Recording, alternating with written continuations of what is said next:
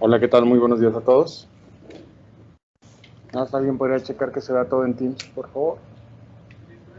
Perfecto, gracias. El día de hoy vamos a ver los tumores de cavidad oral y nos vamos a omitir en esta ocasión por los de orofaringe debido a que es una clase demasiado extensa y lo vamos a ver en otro momento. Esta frase la dice uno de los doctores que expone en general la mayor cantidad de casos y de clases a nivel de todo lo que tiene que ver con cabeza y cuello, y tiene un significado.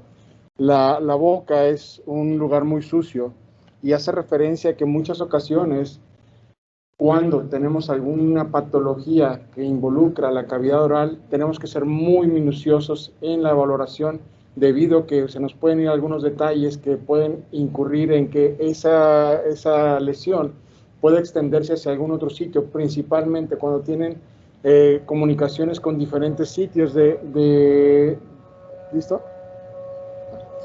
Con diferentes sitios, especialmente a nivel de intracraneal, e inclusive se pueden ir hacia algunos otros espacios que comunican con cavidad oral y generar una extensión mayor. Entonces, por eso la importancia de recordar que al ser un lugar muy sucio, como él lo llama, es un lugar muy peligroso por la expansión que puede llegar a tener. Es el doctor Richard Wiggins. De lo que vamos a revisar el día de hoy es una explicación rápida de lo que ya vimos en la clase del doctor Asdrúbal, que es la parte de anatomía, que es simplemente para recordar los límites en cuanto a la cavidad oral.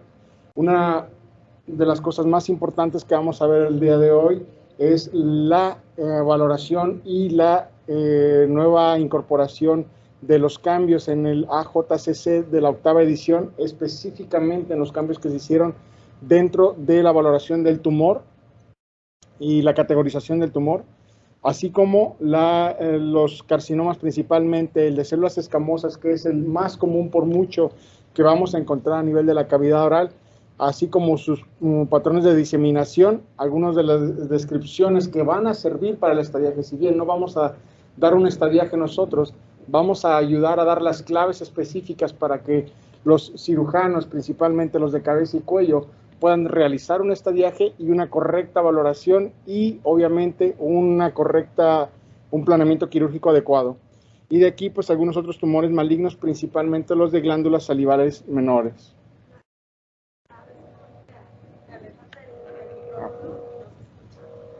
¿Listo? ¿Me lo voy a quitar? Ok, si no, yo creo que aquí, ¿me escuchan bien o no? Hay una partecita a la que le tienes que hablar, no sé exactamente cuál es. Bueno, creo que ya. Muy bien. En Teams sí me escuchan, ¿verdad? Sí, sí te escuchamos. Gracias. Muy bien, entonces, en cuanto a la valoración de anatomía, es muy importante entender cuáles son los rebordes que nos van a servir para generar los límites de la cavidad oral. No sé si alguno de mis compañeros me pudiera ayudar, alguno de los R2 si quieren, que están en el auditorio, simplemente a recordarnos los rebordes, y si me pueden pedir incluso el control si gustan.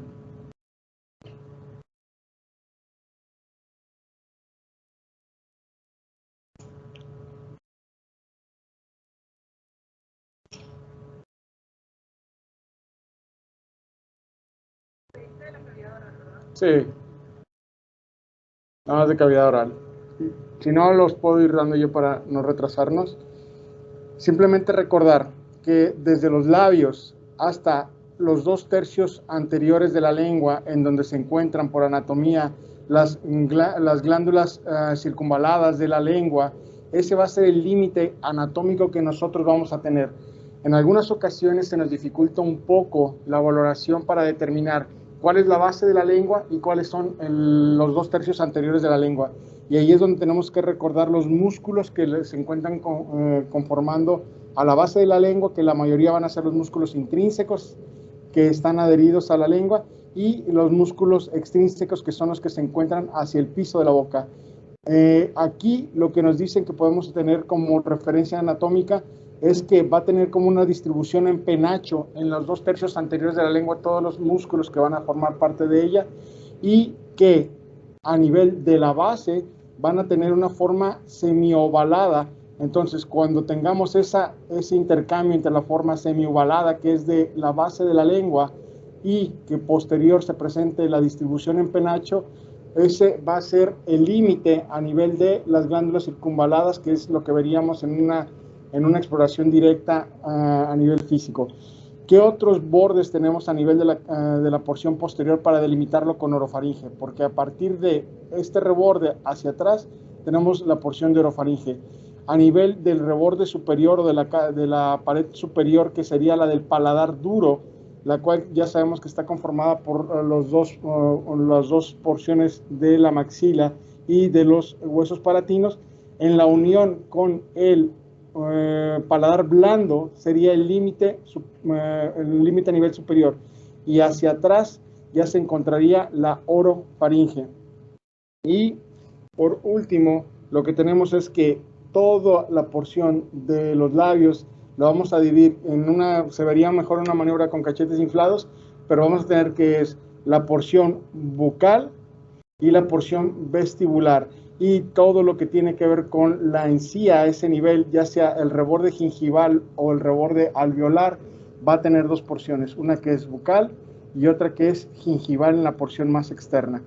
Y pues prácticamente el borde más inferior, que es muy importante delimitarlo, es el que va a conformar el piso de la boca.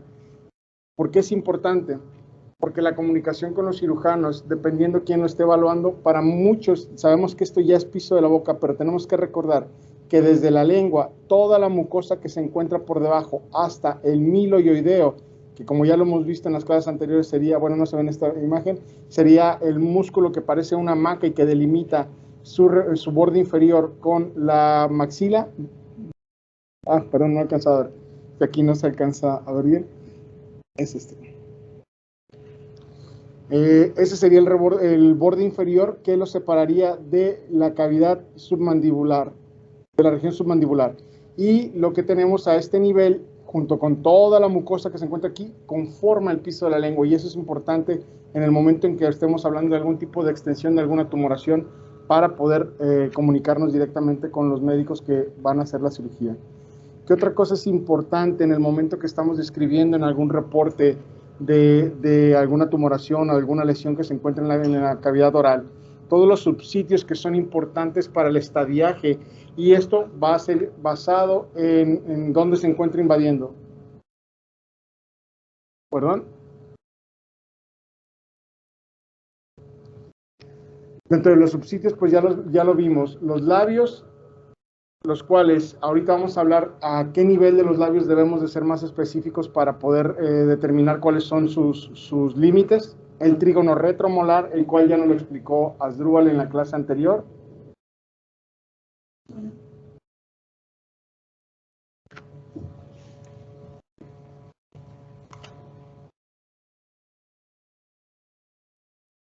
La porción del trígono retromolar, el cual es la mucosa que ya sabemos que se encuentra revistiendo la porción más posterior a nivel, posterior al tercer molar, ya sea superior o inferior de cada lado, y el reborde alveolar superior e inferior, que se encuentra revistiendo la mucosa de cada uno de los rebordes alveolares, el paladar duro, el piso de la boca y la lengua de la cavidad oral, o los 2/3 anteriores de la lengua por lo general. De aquí tenemos una clasificación que se había estado usando hasta de 2018 de la AJCC, en la cual era para el estadiaje que se tenía que determinar basado directamente, si se fijan, rapidísimo, no tienen que recordarla, pero se medía únicamente la mayor dimensión o la mayor longitud de alguna de las caras de la tumoración, y a partir de ahí es como generábamos el estadiaje de las lesiones, y obviamente se determinaba tanto el tratamiento ya fuera quirúrgico, si era que era posible, o si no, el tratamiento terapéutico únicamente, ya sea con radioquimioterapia. Este ya cambió. ¿En dónde cambió de forma más significativa? En los tumores principalmente que conformaban el T4A y T4B. ¿Por qué? Porque recuerden que todos estos tumores tenían que presentar algún tipo de glosectomía, y era lo importante en ellos, ya fuera una glosectomía parcial o una glosectomía total. Tenemos entonces la octava edición. En la octava edición se comenzó a trabajar en ella desde 2016, pero no fue aprobada sino hasta enero del 2018, en donde se hicieron de nuevo una revisión de cómo se tenía que generar una valoración de los tumores, principalmente de cavidad oral, y lo que se hizo en consenso prácticamente fue que se incluyeron nuevos tumores, principalmente los tumores epiteliales. Se incluyeron también los tumores de las glándulas salivales menores, en los cuales, si recuerdan, por lo general se están evaluando no solo los de las glándulas que ya conocemos, sino incluso aquellos que se sabían que tienen como una inserción ectópica, principalmente a nivel de paladar duro, y algunas otras porciones de cavidad oral, las cuales también contenían glándulas salivales menores. Y de aquí lo que se excluyó y lo que se vio por consenso es que los bordes del labio ya se iban a dividir. Todos los que formaran la porción húmeda de los labios, principalmente, ya iban a formar parte de cavidad oral. A partir del vermillón y todo lo que era fuera del labio, que no fuera de la porción húmeda, ya no era como parte de la cavidad, ya no conformaba parte de la cavidad oral. Entonces es así como se dio por consenso que la cavidad oral comienza a partir del borde húmedo de los labios y que también incluye a partir de las tónsilas anteriores o de los pilares amigdalinos anteriores, de las papilas circunvaladas y de la unión del paladar duro y del paladar blando. ¿Por qué también se hizo este consenso? Por si se fijan, la mayoría es por una anatomía gruesa o por una valoración anatómica muy superficial, porque también se tiene que tomar en cuenta lo que vio en algún momento en la valoración clínica, ya sea el cirujano de cabeza y cuello o quien haya estado en contacto directo con el paciente. Por eso también lo tenemos que tomar en cuenta y tratar de preguntar en algunas ocasiones cómo lo vio y cómo lo palpó. Porque como lo vimos en la clase anterior de Asdrúbal, algunas lesiones, principalmente infecciosas, como algún tipo de absceso, pueden generar un parecido directamente con algún tipo de tumoración. Y es muy importante, como lo dicen algunos de los artículos, cómo se siente en el momento en que tengamos alguna lesión muy similar, ya sea un tumor o algún tipo de lesión infecciosa, la forma en que lo palparon principalmente, si es que estaba de fácil acceso para la valoración clínica, es como pueden ellos generar algún tipo de diserción. Y si no, pues obviamente van a tener que realizar algún tipo de biopsia si es que fuera necesario. Esto es de los más importantes y es lo que pues creo que se deberían de llevar el día de hoy o nos deberíamos de llevar el día de hoy, es que dentro de los cambios mayores para el estadiaje y para la valoración es lo que le llaman ellos el DOI o la extensión de la invasión o la profundidad de la invasión, el Deep of Invasion. ¿Qué tan profundo es una invasión por clínica? Porque también la pueden palpar en el momento de la exploración, por ejemplo, en una lesión en lengua. Y este DOI o este cambio de qué tan profundo es una lesión, pues también va a afectar directamente a cómo se encuentra el estadiaje o la clasificación de la T de acuerdo a la AJCC 8. Y de aquí, continuando, este es lo que me gustaría incluso también que se quedaran que se llevaran también el día de hoy. Esta es una de las diapositivas yo creo más importantes porque basado en esto fue que decidieron generar este cambio en el AJCC 8. Lo que tenemos aquí en esta gráfica es el grado de invasión o el DOI que se está presentando a nivel de una lesión, por ejemplo, de la cavidad oral, principalmente de la lengua, por poner un ejemplo. Tenemos que cuando es una lesión muy superficial, por ejemplo, de 2 milímetros o menos, va a tener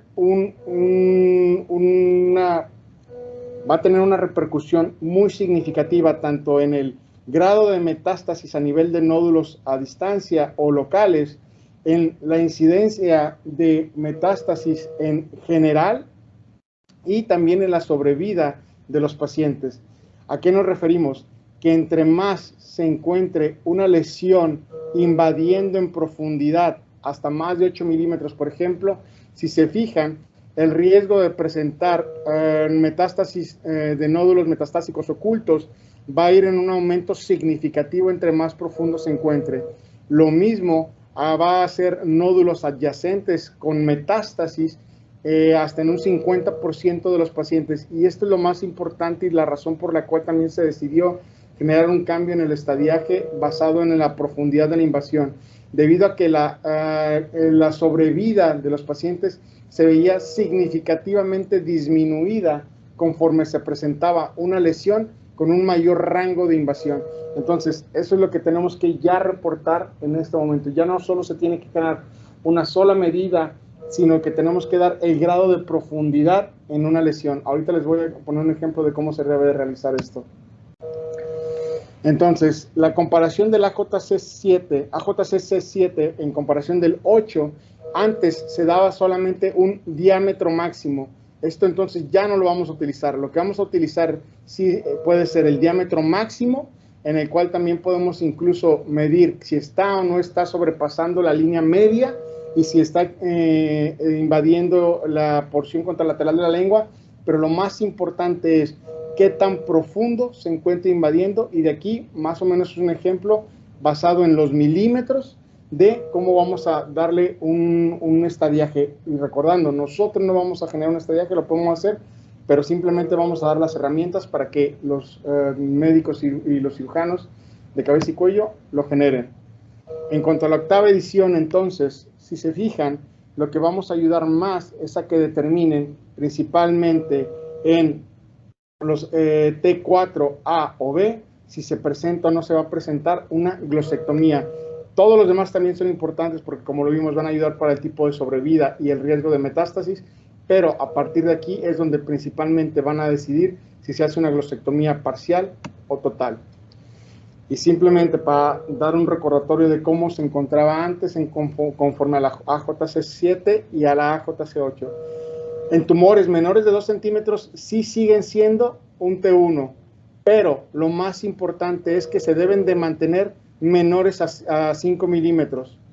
En el momento en que estos, independientemente que se encuentren menores a 2 centímetros, pero que ya son mayores de 5 milímetros en su profundidad o en su DOI, en ese momento ya se cambia a un T2. Ahora, aquí está. Estos tumores, por el hecho de encontrarse mayor de 5 milímetros, pero menores de 10 milímetros, se van a mantener, independientemente que estuvieran mayor a 2 centímetros como era antes, van a mantenerse dentro del T2 hasta 10 milímetros de profundidad. Va a cambiar independientemente del tamaño, si son mayores de 4 centímetros, única y exclusivamente cuando son mayores a 10 milímetros. En el momento en que son mayores a 10 milímetros, en ese momento, independientemente del tamaño, mayor de 4 centímetros, van a saltar ya a un estadio T4A. Y de aquí, ¿qué es importante?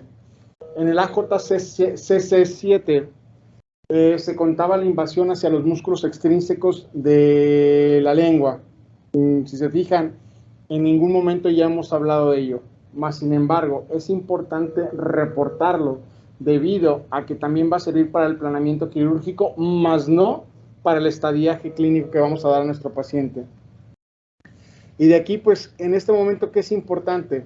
Como ya lo vimos, va a depender mucho de si se hace o no se hace glosectomía, pero recordar también que entre mayor sea el rango de invasión o la profundidad de la invasión, vamos a tener algunos otros tipos de complicaciones. Sí va a ser la extensión nodal, pero también podemos llegar a tener una afectación o infiltración a nivel óseo, y también podemos llegar a tener algún otro tipo de complicación, como que este tumor esté generando una compresión directa sobre los conductos de las glándulas salivales menores y generan en algún momento inclusive algún aumento de tamaño de las glándulas salivales, por ejemplo parotidias, sin generar algún tipo de invasión, lo cual en algún momento nos podría confundir. Y pues esto es lo que nos dice también, recordar que entonces debemos de mantener una comunicación directa con los cirujanos de cabeza y cuello, porque también lo que ellos exploren a la valoración clínica va a ser importante para nosotros, el cómo lo palparon, cómo lo sintieron y cómo lo vieron. en algún momento, si es que esto era accesible. En el momento en que ellos no lo ven, es donde nosotros como radiólogos vamos a ser de mayor ayuda para ellos. ¿Por qué?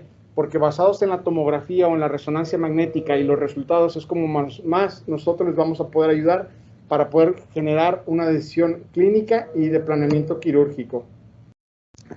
Y aquí simplemente les pongo un ejemplo. Previamente lo que hacíamos era generar simplemente una medida basada en el AJCC7 o el de mayor longitud. Pero ahora lo que tenemos que hacer es, basado en esa medida de mayor longitud, podemos trazar una línea perpendicular y ver qué tan profundo se encuentra hacia la línea media una lesión. Y es como vamos a determinar su estadiaje de la T. Así es como lo vamos a trazar entonces. ¿Qué tan profundo es hacia la línea media? ¿Por qué es importante esto o por qué se vio que tenía algún tipo de correlación? En este plotter de dispersión, lo que estamos viendo es que la mayoría va a tener una correlación de los hallazgos radiológicos basados en el grado de profundidad de la lesión con los hallazgos patológicos basados en la profundidad de la lesión, ambos en milímetros. Y si se fijan, esto va a depender del tamaño. ¿A qué nos referimos? Que entre más pequeños sean los tumores o las lesiones que encontremos, este tipo de valoración por profundidad nos va a dar un mejor resultado o va a ser proporcionalmente relacionado con los hallazgos patológicos, sin temor a equivocarnos en que lo que estamos viendo va a tener una correlación con el estadiaje. Aquí lo que pasa es que la profundidad patológica, o sea, realmente después de la cirugía es cuando se supone que tiene que hacer la clasificación, pero ya se han hecho como este tipo de estudios en donde se demuestra que la profundidad radiológica se correlaciona muy bien con la profundidad patológica. Entonces, prácticamente como lo miramos antes de la cirugía, es muy probable que así sea la misma estadificación después de la cirugía, ¿ok? Entonces, seguimos midiendo los mayores y todo, pero es importante que a partir de la superficie, en una línea perpendicular a la superficie, se haga esta medición. Es decir, si la tumoración está en el dorso de la lengua, pues va de arriba para abajo. Si la tumoración está en el borde lateral de la lengua, va de un lado al otro. ¿Me explico? O sea, siempre perpendicular a la superficie de la lengua. ¿Okay? Y esto pues también aplica para el resto de los tumores de la cavidad oral. Y es importante aquí, como Laura dijo, en la exploración física, el cirujano muy probablemente en la lengua ya tenga una idea muy clara de qué tipo de tumor es. ¿Okay? El problema es cuando es de la mucosa de otras partes de la cavidad oral, como por ejemplo trigono molar, o piso de la boca, o el carrillo, etc., que ahí sí es un poquito más difícil para la palpación. ¿Okay? Entonces ahí también vamos a hacer cosas muy importantes en cuanto a la extensión de la tumoración más profunda. Es la verdad. Gracias, doctora. Entonces, ya vimos que la exploración física es importante, la exploración radiológica también es importante y de ahí pues tenemos que comenzar a tener en cuenta las diferentes herramientas que nosotros tenemos. Existen varios estudios que ya están demostrando la utilidad del TAC de energía dual o espectral para la valoración y lo hemos visto inclusive en nuestra estación de cabeza y cuello. La valoración con estudios monoenergéticos de 40 kiloelectronvolts pues nos van a dar un mayor realce de las lesiones y su grado de invasión. Y es lo que también tenemos que aprender a utilizar, así como lo muestra en este artículo que les acabo de mostrar, cómo podemos llegar a tener si bien es evidente, pero podemos tener una mayor valoración con menor contraste, con menor radiación e inclusive utilizar algún otro tipo de valoraciones, por ejemplo, con un set effective o un set efectivo para determinar en dónde se encuentra directamente la lesión y con ello determinar qué tipo de planeamiento quirúrgico se debe hacer.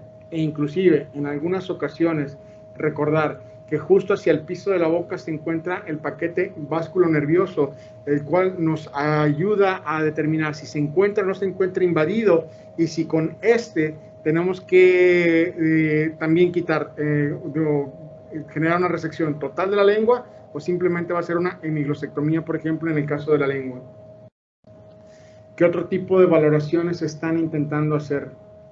Se está intentando hacer principalmente ultrasonografía a nivel intraoral, la cual tiene una mayor utilización en pacientes o en países asiáticos, y pues se correlaciona muy directamente con lo que vamos a encontrar a nivel patológico para determinar el grado de invasión de una lesión.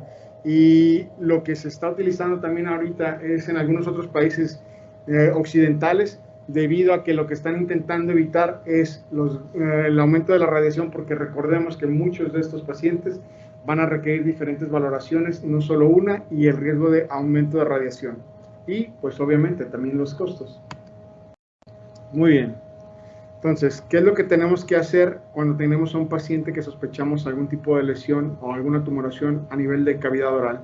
La valoración clínica, como ya lo vimos, la imagen, y de ahí lo que tenemos que evaluar es inmediatamente la lesión que se pudiera encontrar y cómo se encuentra su relación con la submucosa, su grado de invasión o de profundidad, si se encuentra o no se encuentra involucrando a nivel vascular, principalmente a nivel local en el paquete vasculonervioso, y también debemos de valorar si tiene o no tiene algún tipo de involucro óseo. Ahorita lo vamos a ver, pero principalmente en tumores epidermoides o escamosos, estos por lo general van a llegar a tener un tipo de invasión a la cortical del hueso. Entonces, la valoración por medio de tomografía nos va a dar muchísimo más información, incluso que algún tipo de resonancia magnética, para poder determinar cómo se encuentra la invasión a nivel óseo. Y la invasión perineural, porque debemos de recordar que los tumores, principalmente que son escamosos, llegan a tener un tipo de diseminación perineural, así como algunos otros de las glándulas salivales menores. ¿Cuál es mejor, la tomografía o la resonancia? Basado en lo que les acabo de decir, pues tenemos que recordar que ambas son complementarias, debido a que la tomografía, por su rápido acceso, por su menor costo, puede llegar a ser uno de nuestros principales o más rápidos métodos de inicio en el diagnóstico, pero cuando sospechamos algún tipo de diseminación a nivel perineural, o que tenemos algún tipo de tumoración que sospechamos que pudiera tener algún otro tipo de involucro de tejidos blandos, la resonancia magnética nos va a ayudar. O cuando sospechamos que hay una invasión que no es de la cortical, sino de la médula ósea a nivel de los huesos, pues nos va a ayudar muchísimo más también la resonancia magnética. Entonces, lo que estamos viendo es que son simplemente complementarias en la mayoría de los casos. Tenemos lo más importante que ya conocemos por medio de la tomografía, es una valoración rápida, la cual nos va a dar una totalidad del tumor en cómo se encuentra con su relación de los tejidos adyacentes. Aquí pues tenemos el riesgo de que nos puede llegar a generar el artefacto de deglución o artefacto por algún otro tipo de material que se pudiera presentar en cavidad oral, principalmente amalgamas. Las linfadenopatías y su extensión extranodal nos pueden ayudar mejor con la tomografía para su valoración, y así como cuando se encuentra un involucro de la cortical a nivel óseo. Aquí es mejor en cuanto a su costo, como ya lo sabemos, y cuando se encuentra algún tipo de contraindicación, pues es como debemos de valorar de forma inicial, y de sus desventajas ya lo sabemos, es la radiación que se genera.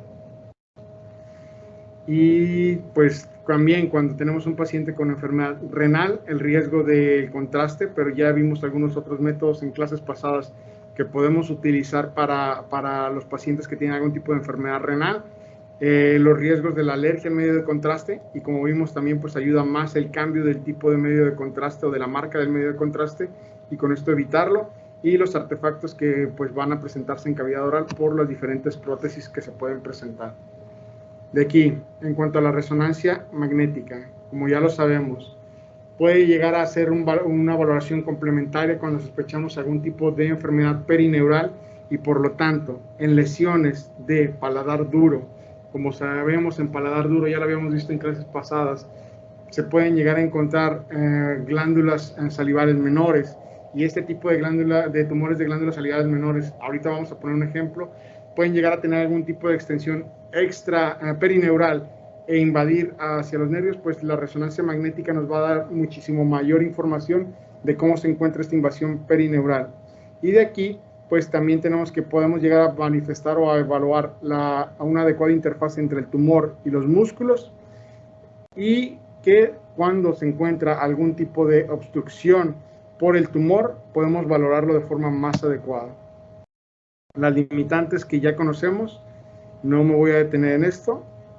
Y de aquí, ¿cuál es la importancia? Pues va a ser sí en el diagnóstico, pero también en ayudar a generar un mejor estadiaje. Y las características del carcinoma epidermoide, que es uno de los que más vamos a valorar, pues recordar que este es un tumor que no respeta los planos blandos, no tiene no está limitado, no se encuentra limitado por lo general para cuando ya lo diagnosticamos. Este ya generó una infiltración de los planos adyacentes o de las fascias adyacentes. Este es muy común que para el momento en que lo encontremos ya haya generado algún tipo de invasión a nivel óseo y que puede tener una extensión perineural, o que es uno de los tumores que por excelencia puede llegar a tener una extensión perineural, y que de aquí pues puede llegar a tener una metástasis a nivel de nódulos. Y tenemos el primer caso. No sé si alguno de mis compañeros R3 me puede ayudar. Yo les voy a estar pasando el caso.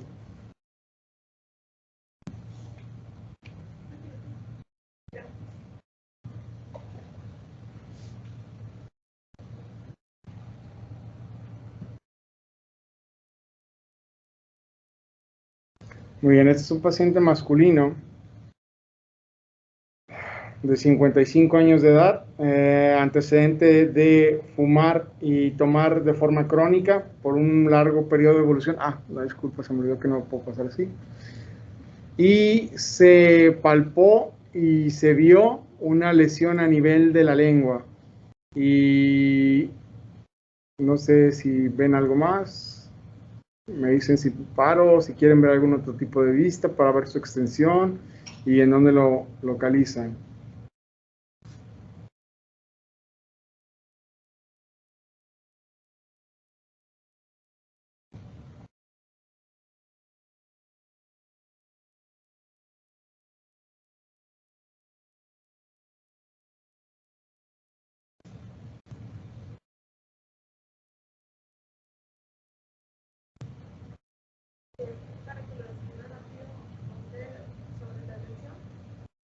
En el borde lateral izquierdo vemos un realce asimétrico a nivel del borde lateral izquierdo.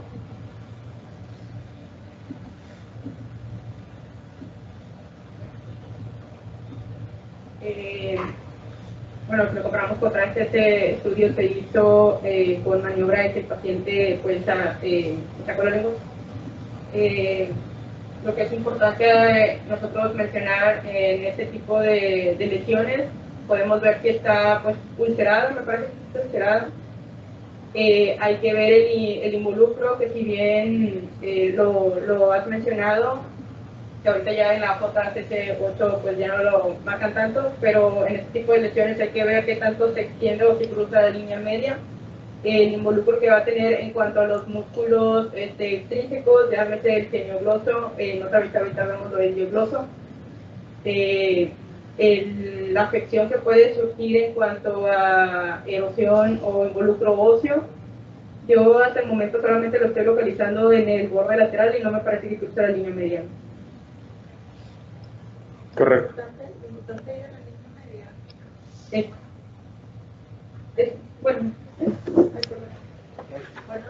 bueno, aquí, ¿verdad? Sí. Okay. Lo importante de la línea media realmente no es tanto la estadificación, sino cómo se va a hacer la cirugía. ¿Okay? Y la otra es que también impacta en que si le van a quitar de forma profiláctica, sin que haya ganglios positivos, si le van a quitar una sola parte de segundo y cuello o los dos. ¿Okay? Puedes ponerlo ahí en coronal para que lo vean mejor el lado.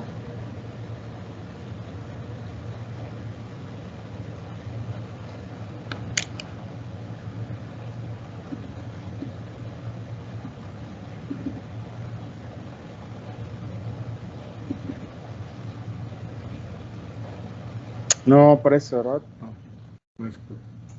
¿Quieres hablar por el de ahí? ¿No? El coronal que tienes, no importa que lo reconstruyas, el mismo coronal que yo quería aparecer. Ok.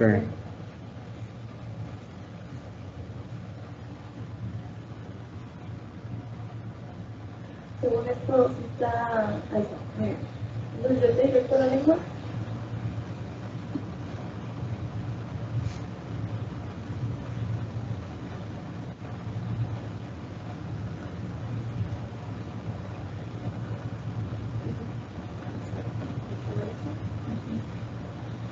Esta lesión pues es hasta cierto punto casi de reconocer. Lo de la ulceración realmente es muy importante en la columna del bebé. O sea, ellos saben que tiene ulceración, no es nada nuevo que les estoy diciendo. Pero sí la profundidad, igual la profundidad ellos lo pueden palpar sobre todo en la lengua, pero es importantísimo que nosotros lo mencionemos. Entonces, cuando mencionamos los diámetros, siempre es el diámetro tal, y este diámetro, y vaya indicar que esa es la profundidad, porque dependiendo del sitio de la lengua es donde trata la profundidad, ¿sí? Es el diámetro. Y en este contexto, o sea, le trazaría yo aquí la primera línea y perpendicular aquí, ¿no? Ajá, o sea, perpendicular a la superficie, sí. Esa es la profundidad. Okay. Entonces puedes medirlo tanto en el axial como en el coronal, esa es la profundidad, porque básicamente es la misma medida, ¿no? En lateral. ¿Sí? Sí. Donde quieras trazarla, esa amarilla es la profundidad. Y bueno, ya recordemos que, bueno, los estudios de literatura, hasta el 35% de los pacientes al momento del diagnóstico tienen metástasis nodales, siendo los lugares de drenaje de relevo lo que sería un lobeo, el mandibular, sería el tubulo gástrico o el dorsal. Y también de manera intencionada, pues vamos a enfermar metastáticas, generalmente pues ocurren, por eso lo tenemos con los pacientes.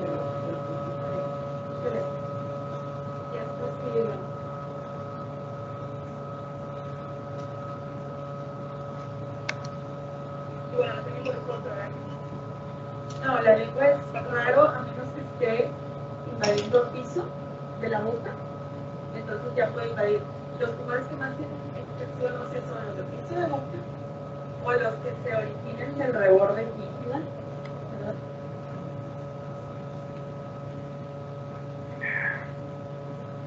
Ya voy porque se desconfiguró, creo.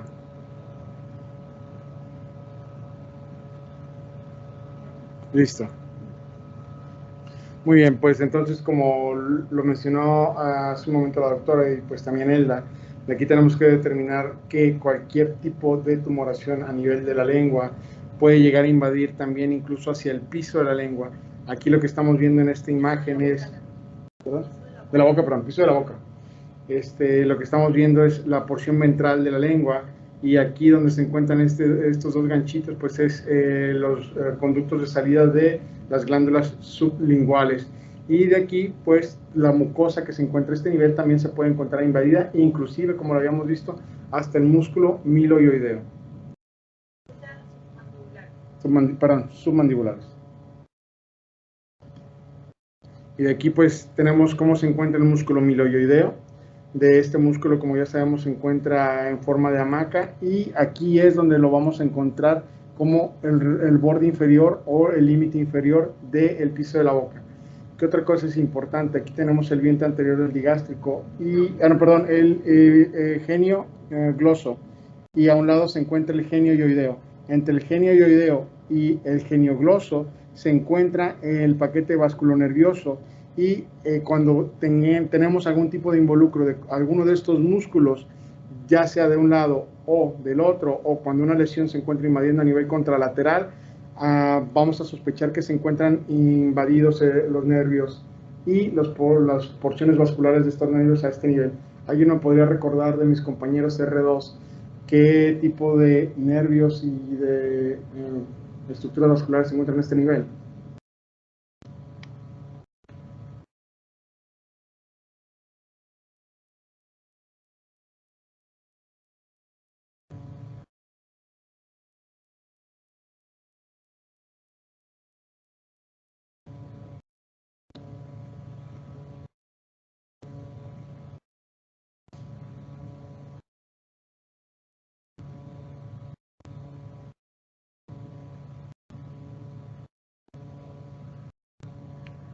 No escucho nada.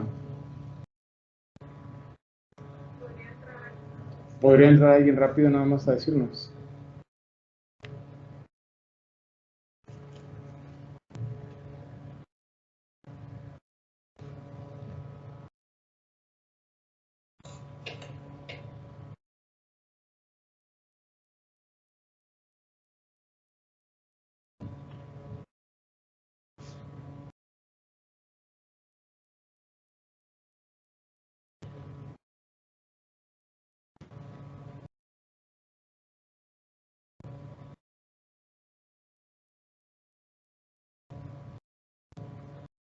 Ya habíamos explicado, Eric, que aquí se encuentra el músculo geniogloso y el genioideo, y que entre ellos se encuentra el paquete vasculonervioso, nada más igual que estructuras nerviosas principalmente son las que se encuentran en este nivel.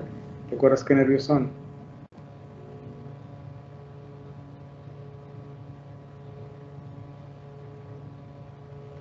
Aló. Dígame, maestro. Ese músculo es el hiogloso. Iogloso, Y disculpe. el que está abajo, cortado en transversal, es el genioideo. Este que sí. El que es como un abanico es el geniogloso. Y el hiogloso es el que está paralelo, oblicuo. ¿Ok? Gracias, maestro. Entonces, y nada rápido, ¿cuáles serían estos nervios, Eric?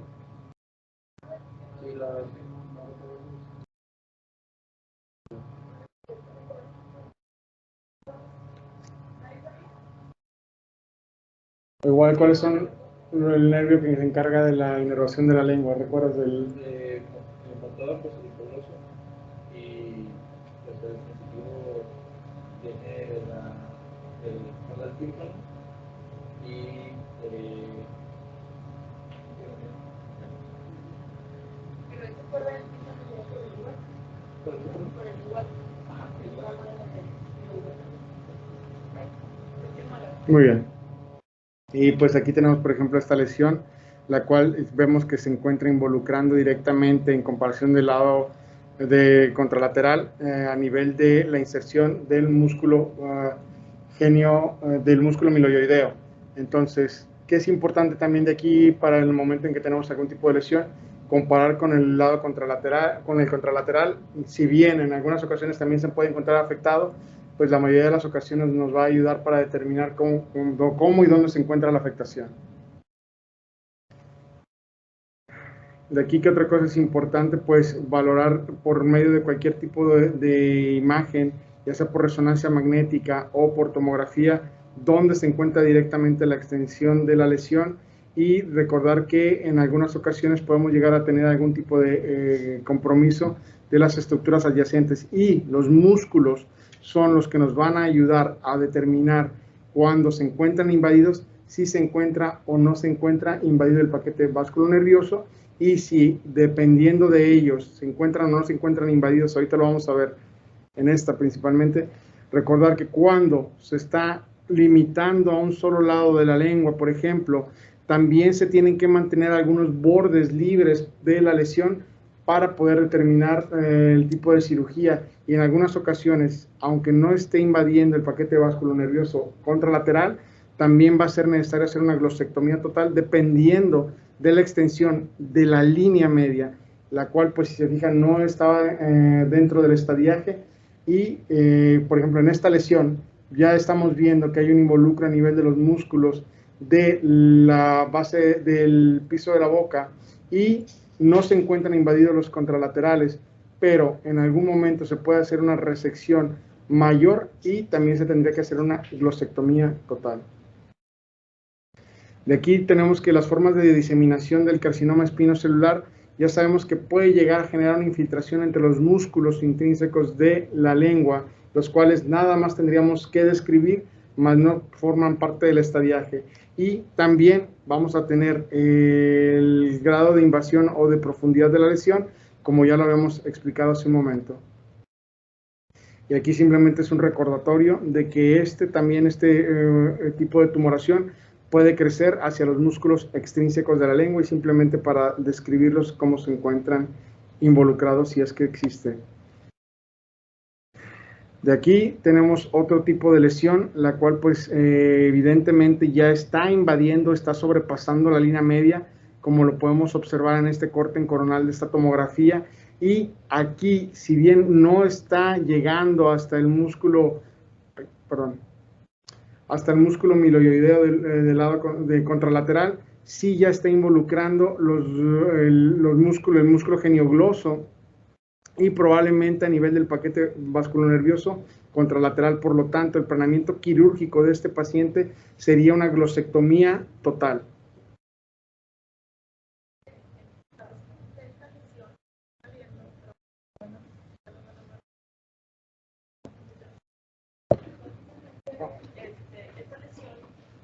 invadiendo el músculo hiogloso del lado derecho. ¿Okay? Entonces, miren, aquí está el mileoideo y aquí está el hiogloso.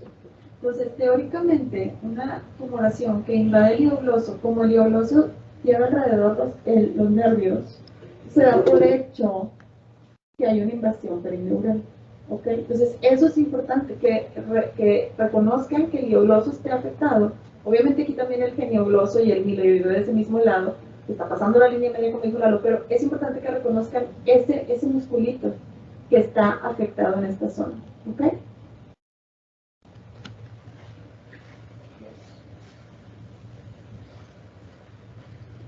Y pues prácticamente en este esquema es lo que nos acaba de explicar la doctora, de cómo se encontraba la invasión, de que estaba extendiéndose hacia el genio glosio y genio ioideo del lado del contralateral.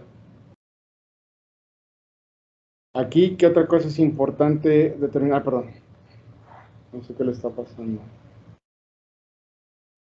Ya, listo. Y de aquí pues tenemos que no está rebasando hacia contralateral, más sin embargo sí está invadiendo también los músculos de forma unilateral y al encontrarse en forma directa, en contacto directo con el reborde alveolar bucal, podría generar algún tipo de invasión de la cortical del hueso a este nivel.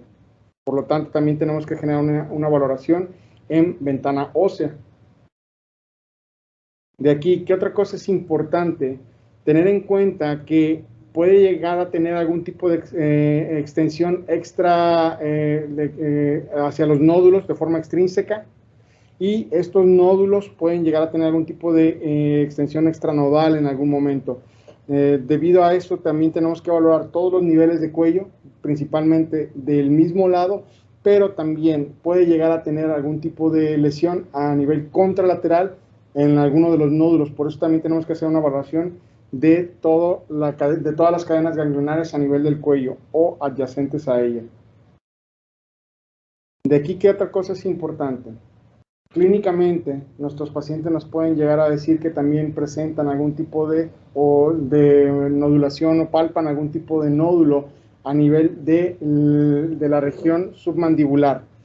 ¿Qué puede representar esto cuando sabemos que tienen alguna lesión, por ejemplo, de la lengua o de la cavidad oral? 1, que sea una extensión directa de la tumoración. 2, que en algunas ocasiones puedan llegar a generar alguna compresión de alguno de los conductos de salida de las glándulas salivales y por lo tanto generar algún tipo de congestión de ellas, de las mismas. O 3, que sea un nódulo que ya se encuentra metastásico, que aunque no llegue a generar un aumento de tamaño mayor a 10 milímetros para considerarse adenopatía, en el momento en que genere algún tipo de cambio en su morfología, ya van a ser sospechosos de malignidad.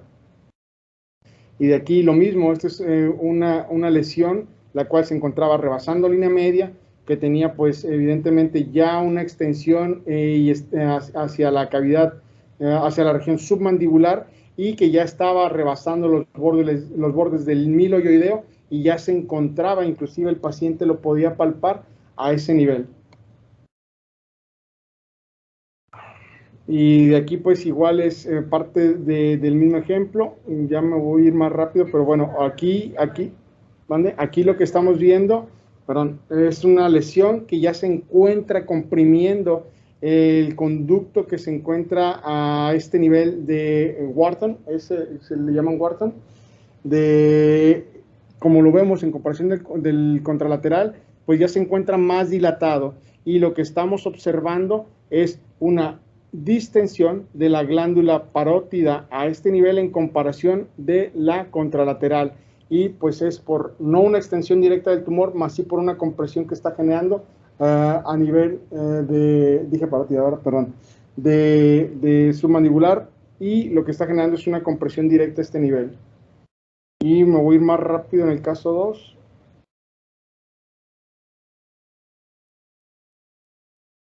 Igual este es un paciente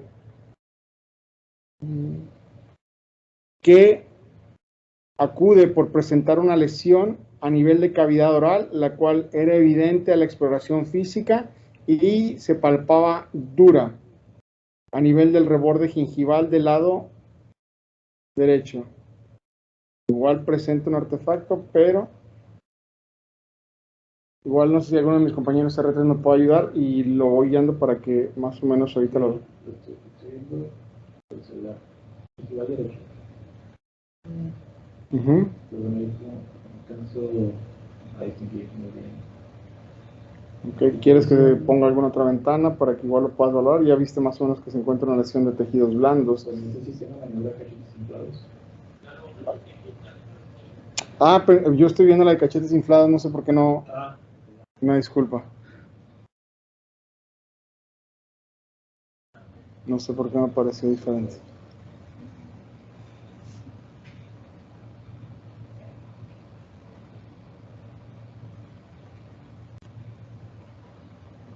Puedes correrlo un poquito atrás, Lalo. Sí, entonces se veía. en la computadora se ve diferente.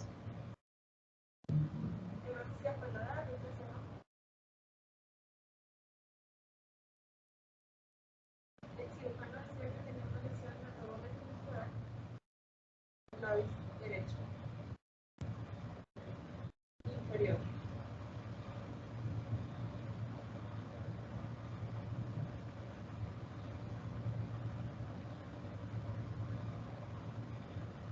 Ahora te voy a poner una ventana ósea ahí al lado. Puedes tener dos ventanas, Sí. una ventana vacía.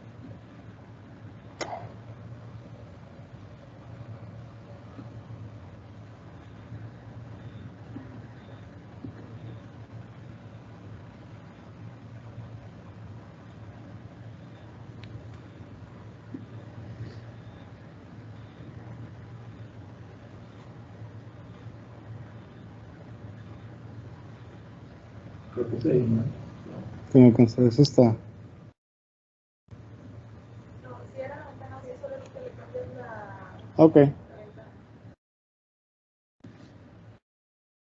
Es la posición normal. La de nuevo, pero de la ventana vacía. Esa ventana no va a cambiar.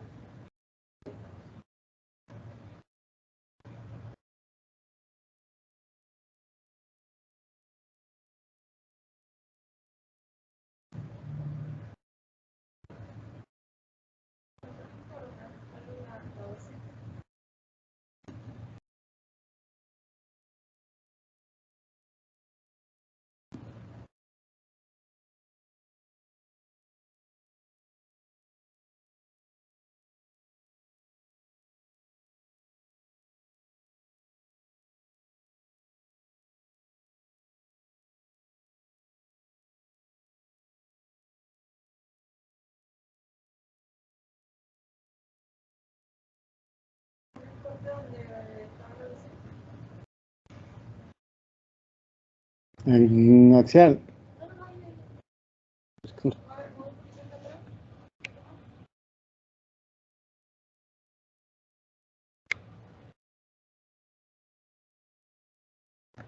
Pues sí, se ve como a nosotros el hueso muy diferente a mí de la con los izquierdo. Hay una licencia, una raíz celular. Imagino que ahí puede estar la lesión y está involucrando el vaso central. Pero bueno, no estoy hablando tan bien, no alcanzo a ver como una lesión definida. Entonces supongo que tenga algún de hueso, pero no la, o sea, no la veo sinceramente. Ok, si quieres, voy a poner yo la resonancia y lo voy a dar yo porque ya está pasando el tiempo. Te pago. Sí, de hecho, justamente no vemos la lesión como el cirujano que ya veía, justamente solo veíamos una lesión en el hueso. Por eso le sugerimos la resonancia magnética. Entonces, en esta imagen de resonancia magnética, lo que alcanzamos a ver Creo que no contestó.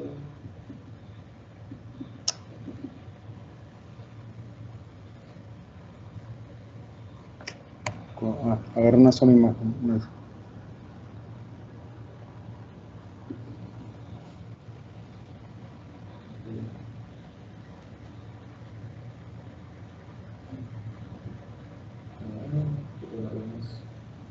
en la médula del hueso, datos de pancreático intenso en su interior. Bueno, al menos en ese nivel la cortical se ve respetada, probablemente en un coronal, pues ir viendo la licencia, se ve más o menos. Si quieres, igual lo voy a dejar aquí para no ver todas las secuencias. Entonces, ¿qué es lo que tenemos que ver ahorita de la comparación? Pero vean cómo tiene una mayor extensión. Ya se encontraba involucrando la médula ósea a este nivel, y lo que estábamos valorando prácticamente desde la clínica con la tomografía no correlacionaba directamente con lo que estamos observando en la resonancia magnética. Es por eso que cuando estamos viendo algún tipo de tumoración que estamos sospechando que pudiera tener una mayor extensión, inclusive a nivel perineural, debemos de complementar con una resonancia magnética. En este caso, cuando estemos sospechando que ya se encontraba involucrando la médula ósea, porque ya estamos viendo que es una muchísimo mayor extensión en comparación con el estudio de tomografía.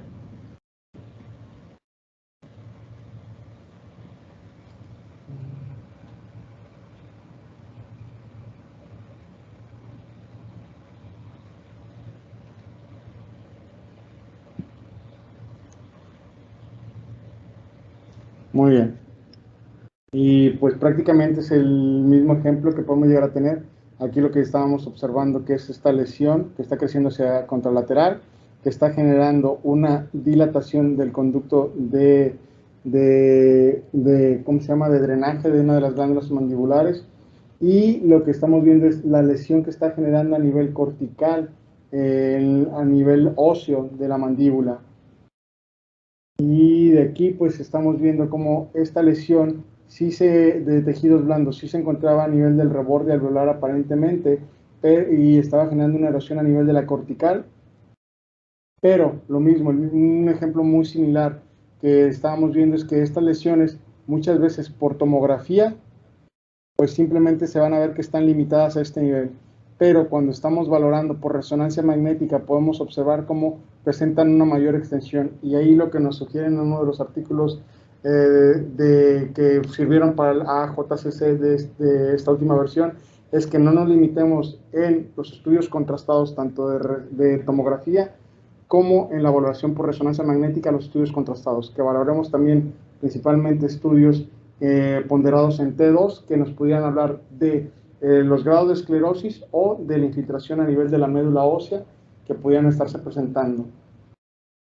Y de aquí, pues, cuando presentamos algún tipo de lesión en paladar duro, tenemos que tomar en cuenta que este puede ser un tumor de las glándulas salivares menores principalmente, que aquí, por lo general, es una localización submucosa, que una vez que las encontramos, pueden llegar a tener un tipo de diseminación perineural. Y de aquí, cuando las encontramos también, dependiendo de qué tipo de lesión sea, puede llegar a ser pueden llegar a tener metástasis. Si bien el carcinoma mucoepidermoide a nivel del paladar duro es más común, cuando lo encontramos va a tener principalmente lesiones nodales cercanas a la cavidad oral. Pero cuando es de tipo adenoideo quístico, debemos de valorar directamente las extensiones que pudiera llegar a tener o las metástasis que pudiera llegar a tener hacia tórax, principalmente hacia pulmón. Y de aquí, pues, tenemos que puede llegar a invadir regiones externas a la cavidad nasal, inclusive extenderse hacia la cavidad, de cavidad oral de forma externa hacia cavidad nasal, o inclusive hacia el antro maxilar. Y también por contigüidad con el paladar blando o hacia alguna extensión ósea, las cuales pudieran causar o meterse por las fenestraciones y generar reconstrucción o remodelación ósea. Aquí el caso 3 lo voy a dar yo, simplemente para revisarlo. Lo que estamos observando es a nivel del paladar duro, una lesión que se observa hipointensa en secuencias de T1, y lo que estamos observando es que ya tiene un crecimiento hacia el seno maxilar de este lado. En otro corte, lo que estamos observando es cómo ya está invadiendo de forma más importante, e inclusive parece que está infiltrando hacia el cornete medio del lado derecho. Cornete inferior del lado derecho. ¿Qué tenemos que evaluar? Pues la valoración por ejemplo, con secuencias ponderadas en T2, nos van a ayudar a determinar que sí se encuentra en contacto directo, pero no se encontraba involucrando o no se encontraba infiltrando directamente al cornete inferior, y por lo tanto el planeamiento quirúrgico podría ser completamente diferente para no generar una turbinectomía a este nivel. De aquí que otra cosa es importante, lo que podemos evaluar es que esta lesión pues genera cambios a nivel de hecho se ve un poco mejor aquí, bueno, puede llegar a invadir a nivel de paladar duro los forámenes palatinos, tanto el mayor como el menor, y recordando que estos tienen comunicación directa con la fosa pterigo-palatina, y cuando llegan a invadir fosa pterigo-palatina, como lo podemos ver en este corte en sagital, pueden llegar a afectar principalmente a la rama B2 del nervio trigémino, así como del nervio vidiano, y de ahí tener una extensión perineural hacia el interior hacia intracraneal. Y cuando tenemos algún tipo de lesión como esta, pues evidentemente tenemos que ir cuando tenemos principalmente un diagnóstico de un adenoideo quístico, como era en el caso del paciente anterior, tenemos que ir a buscar metástasis a nivel pulmonar. Y aquí es otro ejemplo, simplemente ya para terminar, es un paciente que se había diagnosticado con un cáncer epidermoide de la lengua del lado derecho, el cual se hizo una glosectomía o hemiglosectomía de ese mismo lado, pero se seguían observando algunas áreas hiperdensas a este nivel, y pues correlacionaban con una lesión residual. Y a la valoración en comparación del contralateral, vemos como a nivel de la fosa pterigo-palatina se veía una hiperdensidad a este nivel, la cual se extendía incluso y remodelaba el canal. Por lo tanto, ya tenía una extensión perineural, la cual se corroboraba con la resonancia magnética.